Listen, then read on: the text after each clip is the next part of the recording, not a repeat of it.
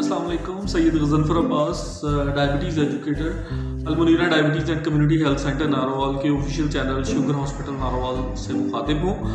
आज की वीडियो जो है वो हम बना रहे हैं इस चीज़ पे कि जितने भी ज़ियाबतीस के मरीज़ हैं, डायबिटीज़ के जितने भी पेशेंट हैं, उनको जब खुदा खास्ता जब किसी ऑपरेशन की ज़रूरत पड़ती है तो सबसे बड़ा मसला ये होता है कि उनकी जो है वो शुगर लेवल कंट्रोल में रहना बहुत ज़रूरी होता है, क्योंकि ज़ख्म के लिए शुगर लेवल कंट्रोल रहना इतना ही ज़रूरी है जितना ऑपरेशन करवाना ज़रूरी है। तो उसमें फिर हमने थोड़ी सी जो है वो अभी अमेंडमेंट की है।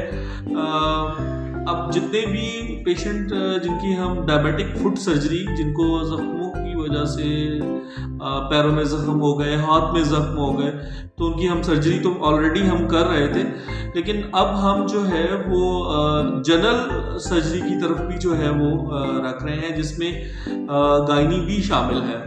तो उन तमाम पेशेंट को जिनको डायबिटीज़ है यानी शुगर है, उनके लिए शुगर हॉस्पिटल में ये सहूलत जो है वो मुयस्सर कर दी गई है कि जिसमें जनरल सर्जरी जो है वो और दूसरी जो गायनी की सर्जरी है वो करवा सकते हैं।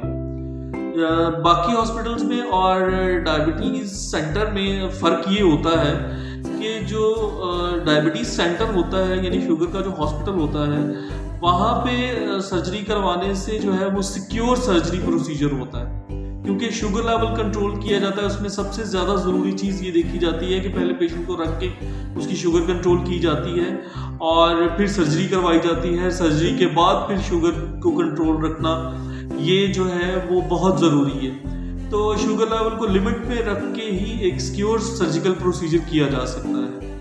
तो जितने भी डायबिटीज़ के पेशेंट हैं, मैं उनसे ख़ुसूसन और जो नॉर्मली पेशेंट हैं जिनको डायबिटीज़ नहीं है, उन दोनों के लिए हमने जो है वो सर्जरी की सहूलत मुयस्सर कर दी है।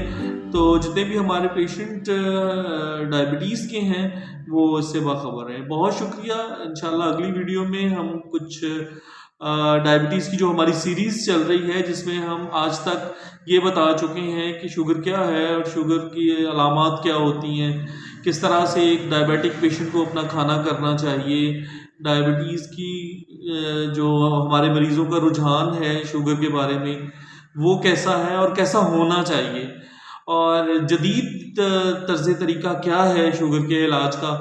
तो ये सारी चीज़ें हम वीडियो पे बना चुके हैं। आप वीडियो में जो है वो मैं कैप्शन में उसके दे दूंगा, तो आप उसको विज़िट कर सकते हैं। वो पेशेंट एजुकेशन के हवाले से एक आम फहम पेशेंट को समझने में जो नॉन मेडिकल हैं उनको बहुत आसानी होगी, तो आप उनको ज़रूर विज़िट करें।